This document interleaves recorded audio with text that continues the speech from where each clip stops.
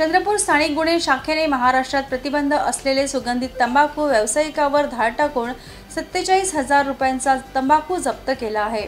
चंद्रपूर जिल्ह्यात अवैध धंद्यावर अंकुश लावण्यासाठी पोलीस अधीक्षक चंद्रपूर यांनी स्थानिक गुन्हे शाखेला कारवाई करण्याचे आदेश दिले। त्या अनुषंगाने पोलीस निरीक्षक महेश कोंडावार स्थानिक गुन्हे शाखा यांनी पथक तयार करून पथकाला कारवाई करण्याचे निर्देश दिले।